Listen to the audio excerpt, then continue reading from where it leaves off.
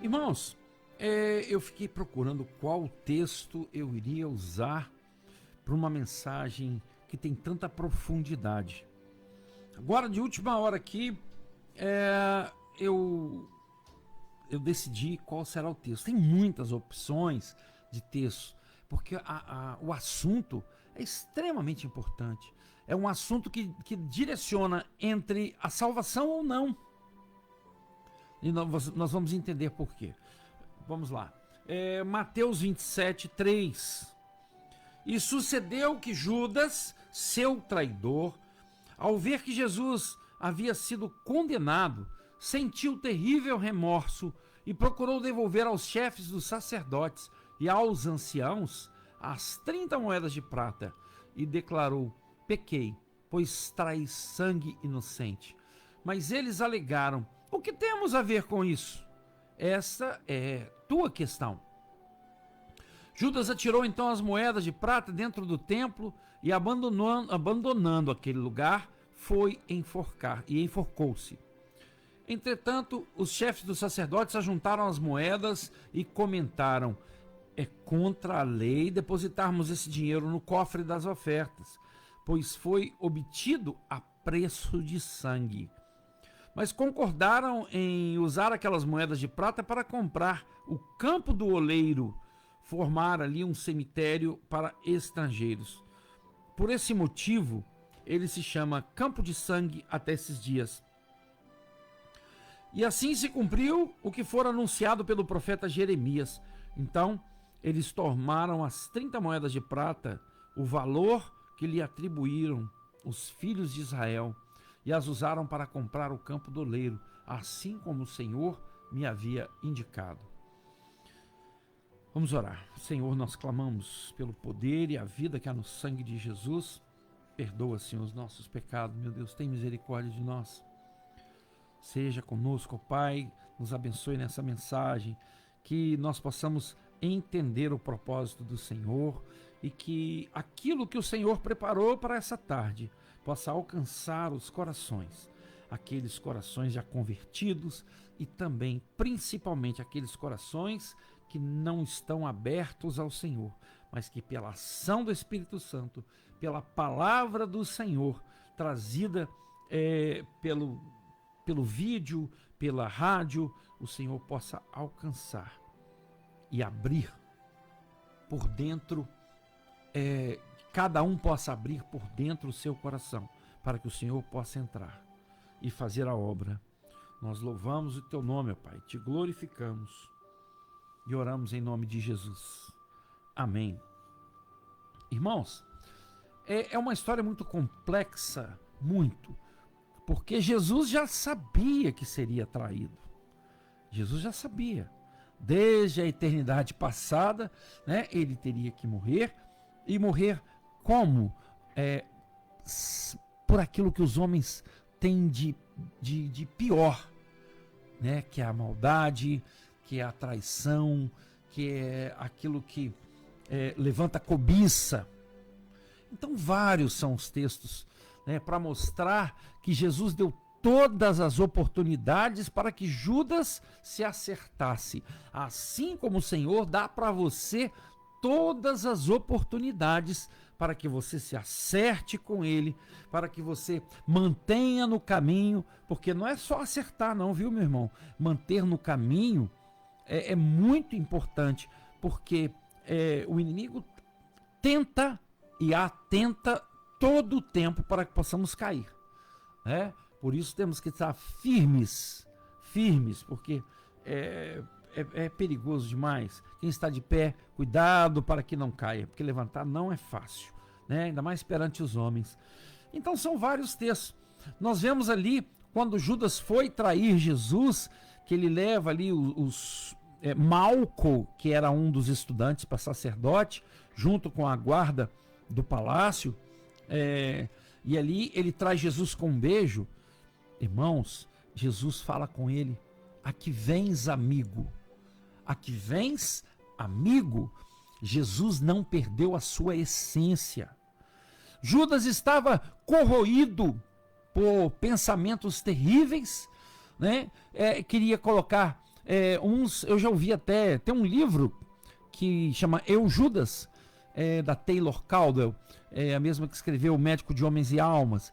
Ela fala de uma forma um pouco com ficção, de que Judas era zelote. Isso ele era dos guerrilheiros chamados zelotes, e que os zelotes o convenceram a colocar Jesus em dificuldade, para que ele agisse como os judeus esperavam, chamando os anjos, né, para que os anjos derrotassem os romanos, né? Então, o objetivo dos zelotes seria acabar com o Império Romano, com o subjugo, né, dos romanos, porque o povo de Israel tem muita consideração com a sua religião, com a terra, né? Levítico 25, 23, inclusive, fala sobre a terra. Essa terra é minha, Deus falando.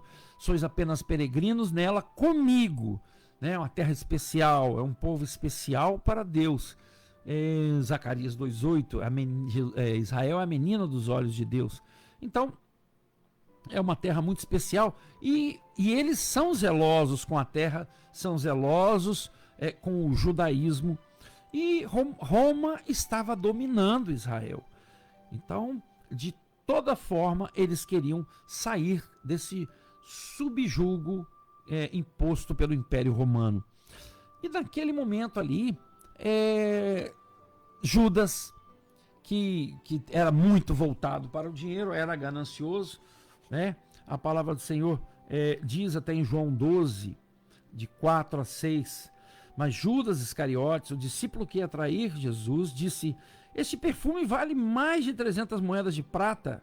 300 moedas de prata. Ele traiu por 30. Valia 10%. A traição de Jesus valeu 10% daquele precioso perfume. Você já tinha feito essa comparação de valores? Jesus não valeu nada, né, em relação àquele perfume, na opinião de Judas. Jesus, 10% do valor do perfume. Então, o que Judas queria? Que aquele perfume não fosse derramado daquela forma, mas que fosse vendido para que o dinheiro fosse dado aos pobres, né? Mas Jesus, ele se sentiu ungido, e ele reclama com Simão depois, né? Aquele fariseu que ele foi jantar na casa dele, falou: pois você não me deu um ósculo santo, um beijo santo, você não lavou os meus pés, você não me ungiu, né? E essa mulher tem feito tudo isso, né? Quando ele comenta com Simão ali. Mas, irmãos, nesse momento, aí Jesus também deu a chance, colocou Judas do seu lado na ceia. Do seu lado na ceia. Porque a mesa era em forma de U, né? Era em forma de U. A mesa não era essa mesa normal que nós usamos. As pessoas ficavam recostadas na mesa. As pessoas ficavam ali recostadas na mesa. E normalmente a pessoa que dirigia, que presidia a mesa da ceia, ficava no centro, e os mais chegados ficavam mais próximos, e aquelas pessoas mais simples ficavam mais longe. João, né, o discípulo amado, ficou do lado de Jesus. Ficou do lado de Jesus. E o sinal de que Judas também tinha sido colocado do lado é exatamente no momento em que Jesus falou que aquele que meter a mão no pão comigo, ele ia molhar o pão no cálice, né, e aquela pessoa que meter a mão no pão. Então, para Judas fazer isso, ele estava perto de Jesus, né? Entendemos que ele estava ao lado de Jesus. Jesus deu toda oportunidade para que Judas se arrependesse. Respondeu-lhe Jesus: é aquele a quem eu der um pedaço de pão molhado no prato. E tendo molhado o pedaço de pão, deu-o a Judas Iscariotes, filho de Simão. Irmãos, a palavra diz que aquele que come indevidamente come a sua condenação. Não é isso que a palavra diz? E o verso 27 diz assim: assim que Judas comeu o pão, Satanás entrou nele. Então disse-lhe Jesus: o que tens para fazer, faze-o logo. E aí é onde eles vão lá pro lugar chamado Monte das Oliveiras, né? E depois ele ali é traído, né? Ele é traído, né? Com aquele beijo. E Jesus lhe diz: a que vens, amigo? Jesus não perdeu a sua essência. Irmãos, você que é servo de Deus, não perca a sua essência. Tem alguma coisa contra alguém? Vá lá você e peça perdão. Você não é obrigado a conviver com essa pessoa, mas você é obrigado a tirar esse prego do coração dela e tirar também esse prego do seu coração, que muitas vezes atrapalha a sua comunhão, atrapalha a sua participação, né, recebimento dos dons espirituais, porque Deus ele procura terrenos limpos. Nós, quando chegamos na igreja, todos sujos, né, com o coração sujo de tanto erro, tanto pecado, primeira coisa que nós fazemos, antes de começar o culto, é ajoelhar. Começamos o culto nos ajoelhando, clamando pelo sangue de Jesus, pelo perdão do Senhor, né, para que possamos lavar nosso coração, nossas vestes, para aí sim glorificarmos ao Senhor com os corações limpos, lavados. Irmãos, finalizando aqui a situação de Judas, ele traiu, mas não perdeu a sua salvação pela traição, por aquilo que ele fez, a traição de Jesus. Ele se arrependeu, mas ele não conseguiu a salvação apesar do arrependimento. Mas por quê?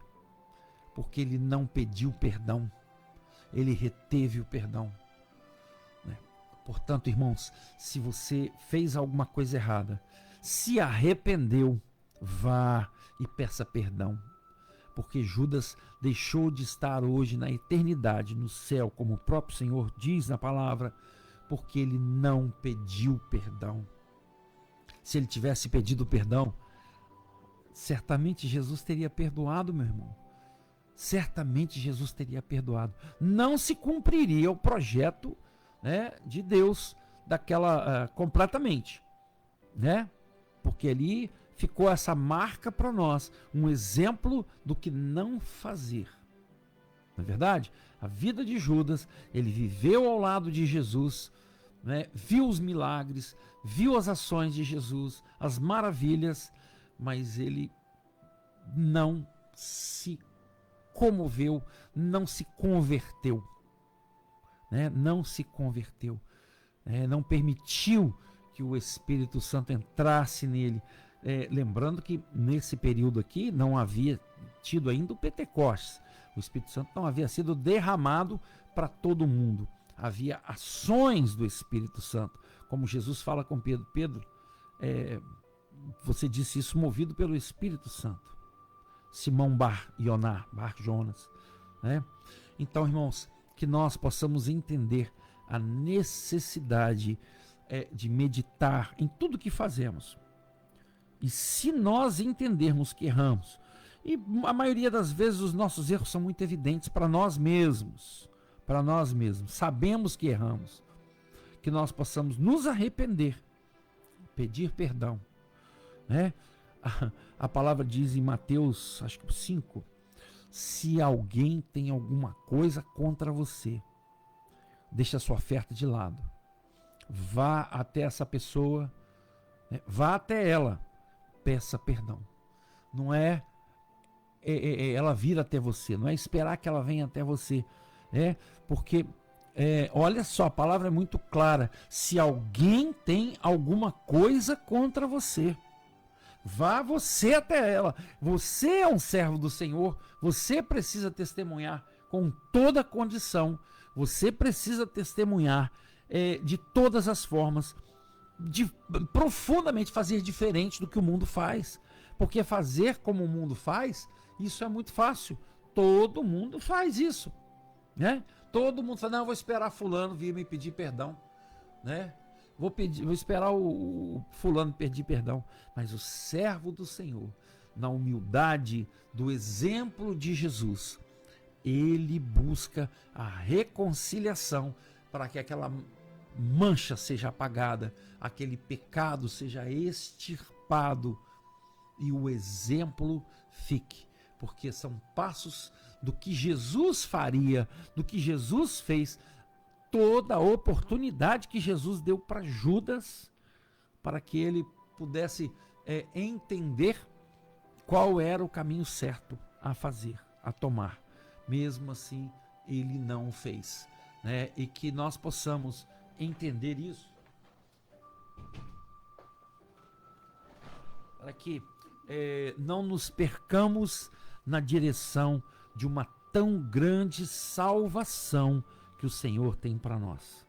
A salvação não é por mérito nosso, mas por ação nossa também, né? Por ação nossa também. Contribui para a nossa busca de santificação. Sem santificação, ninguém verá o Senhor.